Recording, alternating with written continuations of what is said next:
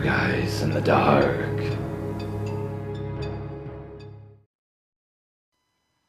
For the privacy of the people in this story, I will change the names of the people who were involved, including my own. Something happened to me when I was a child, and whatever it was, whether I was beaten or molested, I don't remember it at all. But that is not what this story is about. It is what happened to me after whatever took place, that now I looked back on it. I realized that it was odd behavior for a child. I cannot recall the realities of my past, but I can faintly remember that what wasn't real. Whatever happened to me plunged me into a 9 or 10 year string of madness. Some people would have considered me to be a schizotypical. In the 2nd grade is when it all started. It felt like I was being watched and followed, even though I was not. I decided to make up a story to describe my fears. In my head, I made up the story that I thought it to be real. The story went a little something like this. When I was 7 years old, I was walking alone down the streets of New York, making my way to the library, when suddenly, out of the alleyway that I just walked by, a hammer hit me over the head, knocking me unconscious. When I woke up, I found myself tied up, laying on the side of the alleyway. I decided not to move or call out because I could see that my captors were sitting around one of those trash can fires. So I felt for my pocket knife, and to my relief that it was still there. I got it out and cut the ropes, trying to stay as silent as possible. As soon as I was free, I stayed for a few more seconds, and then I bolted. One of my captors saw me, and all 3 of them started running after me. Little did I know that I was going the wrong way.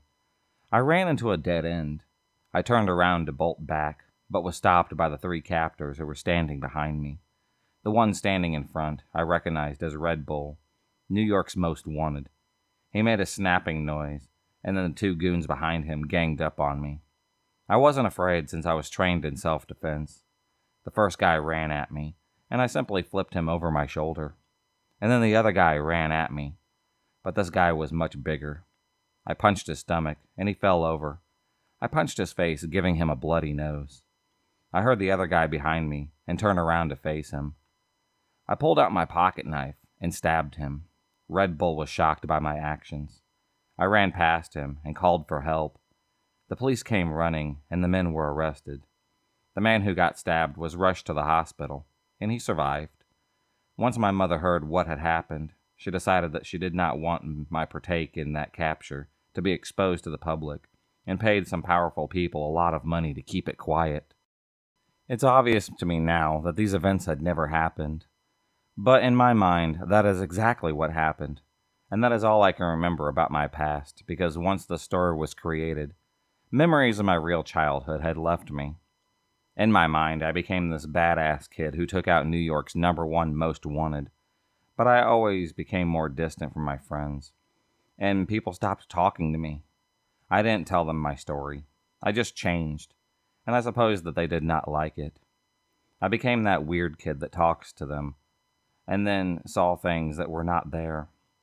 One day, a new student had come to school, and this kid became my best friend. Dan was my best friend, and he did almost everything together. One day, in the 3rd grade or 4th grade, I told him the story of my life, and for some reason, he believed every word of it. Did not question it, and he was a really good friend. I trusted him with this story. I told him not to tell anyone, ever, because I heard that Red Bull had escaped prison along with another string of criminals that he employed to help him kill me, and that if my story got out, it would help him track me down easier. Dan, I believe, became afraid of this fact, and did not tell anyone. After this, we spent our recess running around the school, trying to avoid my false enemies. Helicopters would pass over, and I would tell them that they were scanning the area looking for me. I would see people in the forest, and we would run. In my mind, I knew that they found me, but I did not tell my parents, Dan, or the teachers, because I felt I was protecting them. Before I explain this next part, I'll explain the system that we had at school, where you could send letters to people within the school. The hallways were like streets, and the room numbers were like house numbers. When this system was made, Dan and I saw it as an opportunity to communicate.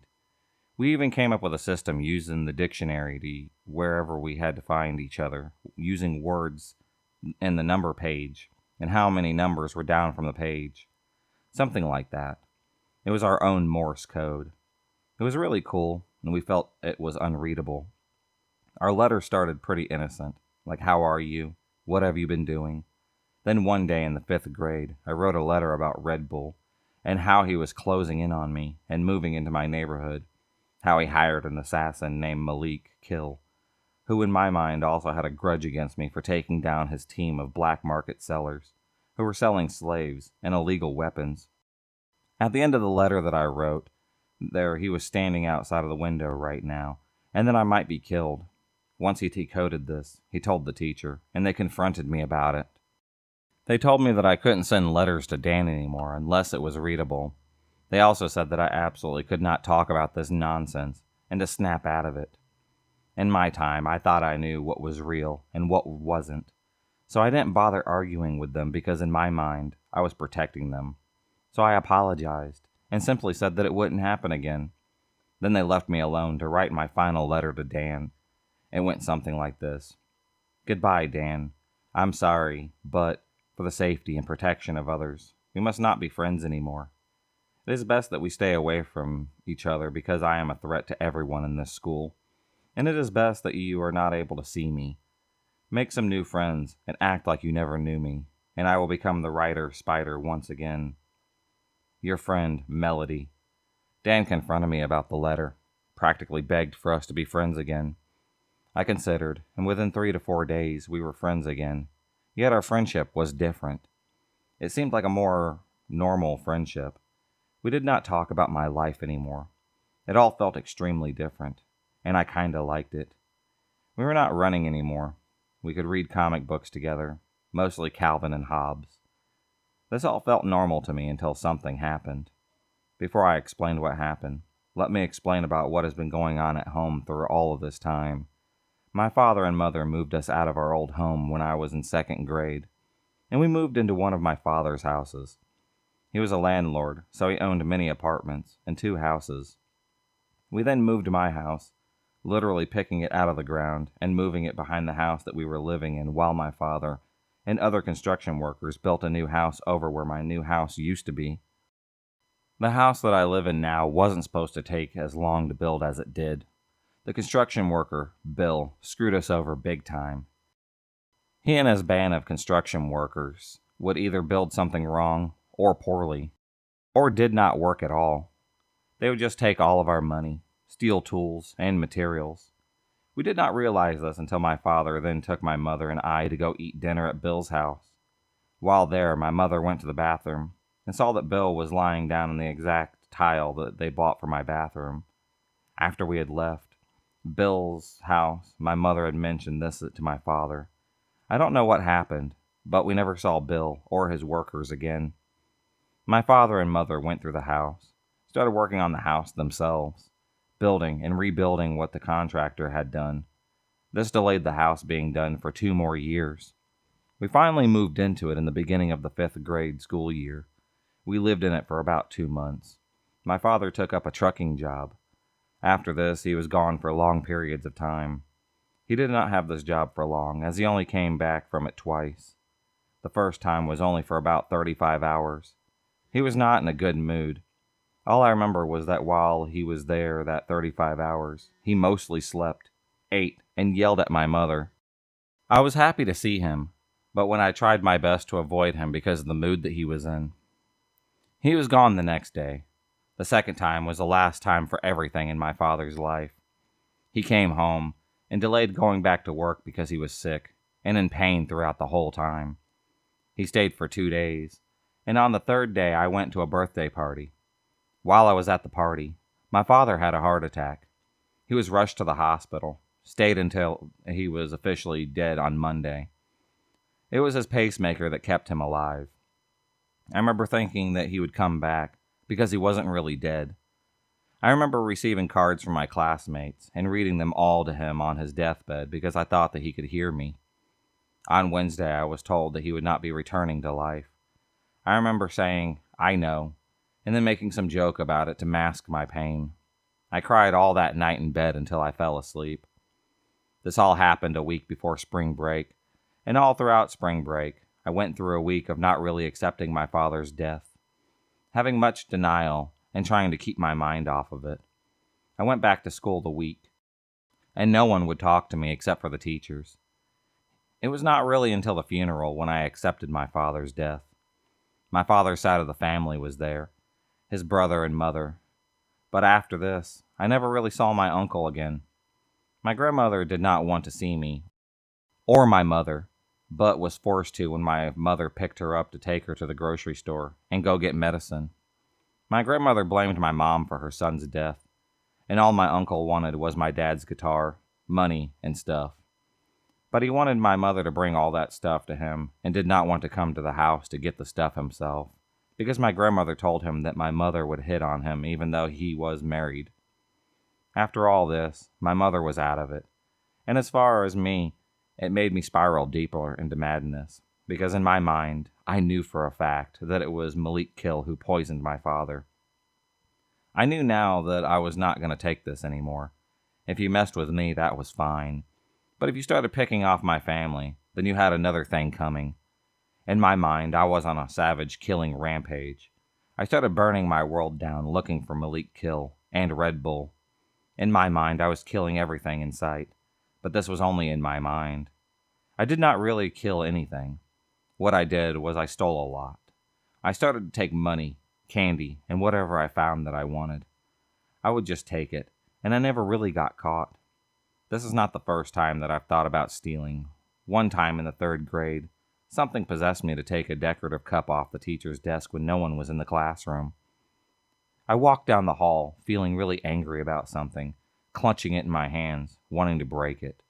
But I talked myself out of it, causing me to run back down the hallway to go put it back where it belonged.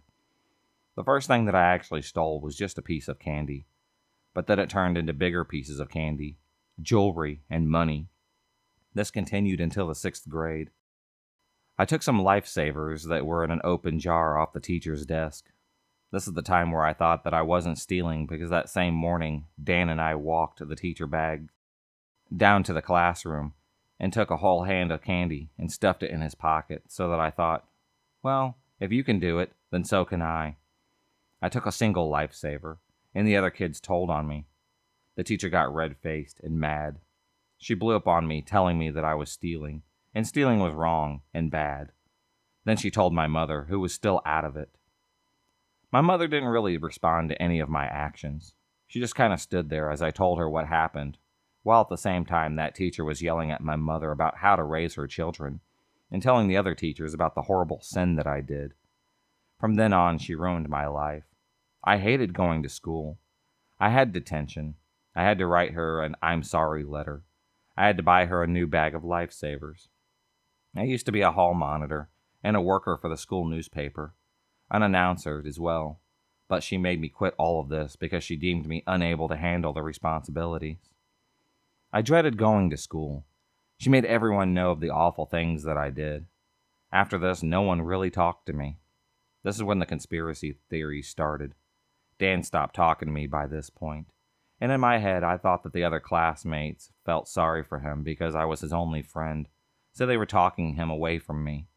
In my mind, I had made a system where I was what I called a welcomer. As welcomer, I would talk to the new kids, and until a group of kids would accept them. At first, this conspiracy started as a joke to me, but one day a new guy came to school. We became good friends. That did not last for very long. One day we were talking quietly in social studies class. The teacher separated us, and after that day, he never talked to me again because he was busy hanging out with another group. In my mind, it had become official. I was a welcomer, and that was all I was good for in the social aspect of school. As for my mental state, I was still a complete wreck. I was on the search and kill mission all the way up until the end of the 6th grade year. I finally killed them with a bit of reality and smacked me in the face. I was caught stealing from a store, and my mother was livid. She wanted me to feel like that was what it was like to go to prison, so she removed the mattress from the guest room, made me stay in it for 2 weeks. I could not even read a single book. I slept on the floor, and I could only come down for lunch. That was it. Sometimes she would occasionally hit me for no reason. After these 2 weeks were up, I came out. We both acted like none of this had ever happened. For the rest of the summer, I kept myself locked in my room and isolated. I grew deeper into my weird and crazy delusion, and I do not remember a bit of what was really happening except for how that day I would write down all these stories that seeped from my mind. Words would flow over the paper nonstop, and by night I would go down to eat a lot of junk food. This routine, non-surprisingly, caused me to gain a lot of weight by my insane self, and I did not care. Once the summer was over, I went to a brand new school where none of the people from the old school at this one. On the 4th day, a new guy had came in and stole my seat. I asked him kindly if he would move because this was my assigned seat. He started making fun of me and saying things like, "What are you going to do about it? You're just a fat girl." I think I snapped because I just literally picked him up by his shirt collar, flung him out of my chair with one hand. I did not get caught either because the teacher was not even in the room, and no one had ratted me out. This was the start of my plan to get everyone out of my hair. Coming to this school, my mission had become to act so weird that no one would even want to bother you, when all I wanted to do was be alone during break time. Students would gather around me like an animal. This made me feel like an animal, so I lashed out like one. I growled and swiped with my hands like a crazy person. But instead of getting afraid, the students found this amusing. I decided that I would totally open up to these people, and I just would not care anymore about how I acted. Eventually I realized this was not working. I would be weird, and all the people would do was make fun of me. So I started a new way to avoid people. Ignore everyone. This method worked through 8th, 9th, and 10th grade. I am now in the 11th grade, and will be advancing to the 12th pretty soon. I look back on my life and realized how messed up of a kid I was. I no longer have delusions, and I no longer get reality mixed up with imagination. I just only wish that I could remember the trigger of what got me to behave the way that I did throughout practically my whole life. I might never know. All I know is that I go to high school with the same people that I had in middle school. I know they will never forget the weird things that I did. They still all avoid me. And even though I do not mind, I have 2 friends, and one of them went to a different school. One of them is a few years younger than I. They have been there for me throughout a lot, and they mean a lot to me. Plus, I met them in marching band, so they're as crazy as I am. I want to start off by saying that these dreams I had over the past years are out of order, and I have written them here. But as you will see, it was made clear to me in multiple ways that this is roughly the way that the dreams were supposed to be understood, in a chronological sense. Secondly, I want to say that some details may be missing or altered from the original dream. This is because most of them happened at least more than a year ago. So, for one thing, my memory is bound a mess. At least some of this is up. For another, I read a study once explaining a theory that no past event in your life is exactly how you remember it. Anyways, without further ado, what I believe to be the first dream is in a chronological sense. I only had about 2 or 3 years ago, but I believe it to be the antecedent of the set due to the fact that everyone in the dream was a much younger version of themselves than they were at the time of this dream. This dream also is by far the least eerie of the set, but this is important that I include in it. As a form of context, this dream begins at some sort of show or ceremony. It might have been a wedding, or it could have been a concert or something like that. I can't really remember, mostly because it hardly had any relevance to the dream itself. Anyways, it took place on a stage basically in the middle of a grassy field, with no end in sight. Nothing on the horizon, just endless bareness. Everyone at this show was related to me. My cousins, grandparents, even great-grandparents took up the entire audience.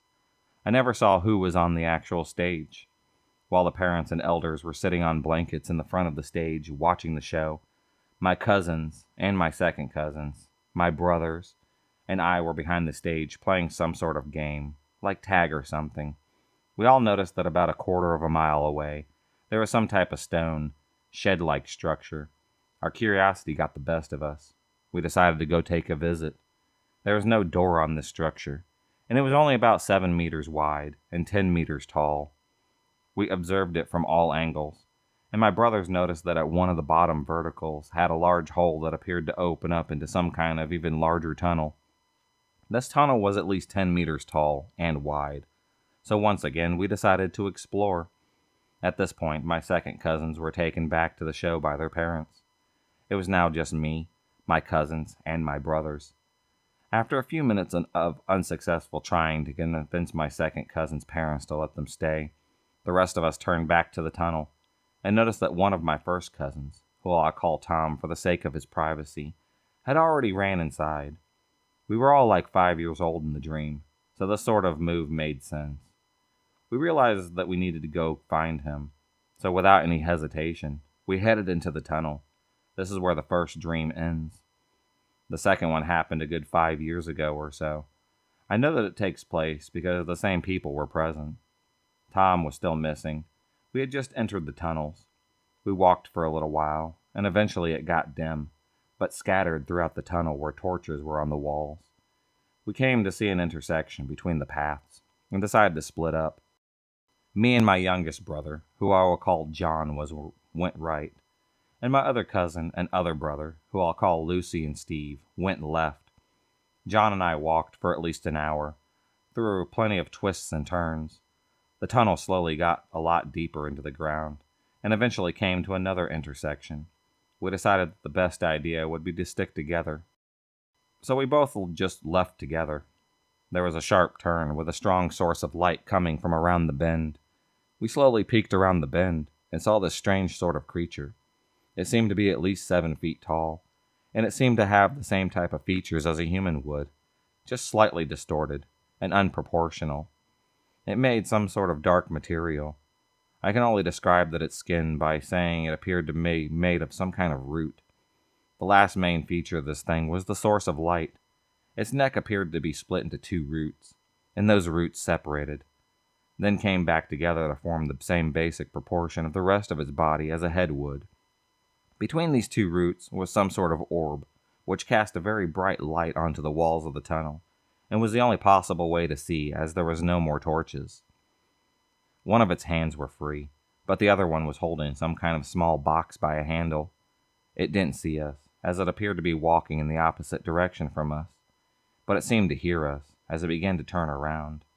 Before John and I ran the other direction, we obviously didn't want anything to do with this thing. We arrived back at the intersection, and this time went the other possible direction. That was where my dream had ended. The next one I'm pretty sure comes next in the story because it begins just as John and I are about to walk into the other possible tunnel path. And we're still talking about the creature we had just seen. The other path had a few torches, so we could see slightly better. This tunnel led into a very large, open area, at least the size of a baseball stadium. We were pretty deep, but it expanded to the surface, and had holes at the top with the sunlight shining through, so it was fairly bright. On the other side of this opening were my parents, Lucy and Steve. This meant that most likely that all the pathways eventually led to the room. John and I ran our way over to the others, and they were sitting in old wooden chairs around a large rock, flat enough to be used as a table. We talked for a little while, trying to figure out what was going on. John said at one point that I'm hungry. Did anyone bring any snacks? My dad pointed over to an area where someone appeared to be selling food. I walked over with John, and it was some tall, pale man that I didn't recognize. He was mumbling about a box. My guess was that he meant the box that the creature from before had. We asked for food. He yelled at us, demanding that we leave the castle. At this point, some loud, booming sound, almost like a creaking door, but deeper and more explosive, if that makes any sense, echoed throughout the cave. My relatives and I looked around slightly terrified, trying to find the source of this sound. And the pale man whimpered and ran into one of the tunnels. John and I ran back to the others at the table, and that's where the dream had ended. The dream in the series was by far the most frightening for me. It's hard to put into words exactly what happened in this dream, and it probably won't have the same terrifying effect throughout writing, but I'll try my best. As soon as I arrived back at the table with the rest of my family members, A blinding flash of light came through that seemed from the surface of the cave. When the brightness had worn off, the cave had become pitch black, or so I thought. I was no longer in the cave as far as I knew. I could have been in some void for all I can tell. All I know for sure is that I couldn't see anything. Pitch black, with faint fog blocking me from seeing anything more than a few feet from me. I walked around for a moment, calling for my parents. Suddenly, another one of those creatures came running at me from the fog, scaring me out of my wits, and just before colliding with me, disappeared into a cloud of smoke. A few moments later, this happened again, but the creature made some sort of muffling, yelling noise. The yelling sounded almost human, as if a human was trapped under the roots the monster was composed of. This happened a few more times, each time getting louder and more frequent. The other thing that I noticed was the fog turned into some type of indescribable mist, similar to the noise or static of a TV screen with no signal. After what felt to me at this time was like hours alone, all the fog, all the monsters, everything had vanished. I was in the dark yet again, unable to see anything except for a small box in the distance. A small box with a handle. I knew from looking at it that it was the same one that the monster had. It seemed to have some glow emitting from it. I started to walk over to it. I started hearing faint whispers, saying something like, "The cure." The closer I got to the box, the more repetitive and louder they became. They seemed to overlap over each other by the time that I reached the box. I reached down to grab it. I heard the same booming echo that I heard before, inside the cave. It was definitely louder this time, though. I also saw a bright flash of light, and this is where the dream had ended. The final dream of the series is actually the first nightmare that I had in my entire life. Now I place it here at the end, and you will see why in a moment. But I honestly do not have any idea where this dream places in a storyline sense. I do not recommend reading into this dream to try and figure out what it all means. It will only give you a headache, as it did for me. The dream starts off on a regular planet Earth. Strange setting, considering all the other dreams. I was in Tom's neighborhood. I was on my way to his house. I had the box in my right hand, and it had a note taped on the top labeled Tom. As I approached his house, I noticed birthday balloons, so I knew that it was Tom's birthday. I appeared to be the first one to arrive, since there were no other cars around the house other than his parents. I walked behind the house to the back door. Tom's mother answered and asked me to come inside. I walked past her, and Tom was behind her. This is where this dream became a nightmare for me. I saw Tom, and there was obviously something very wrong with him. He was slightly hunched over, but just enough to look slightly inhumane. The other problem was his face had some kind of strange texture. The best way that I can describe this texture is that it appeared to have some texture as the surface of a human brain. I would make out eyes, a mouth, nose, ears, and all other facial features, but he was bald, and his strange textures. As soon as I saw him, the whole area around us turned into the foggy, dark surrounding as the last dream. Instead of visual static, I could hear the static in my head. I heard Tom say in a very low, quivering, clearly fearful voice, "There's something wrong." My eyes seemed to sort of lock in onto the deranged face. I could no longer hear sounds of the real world, only the static.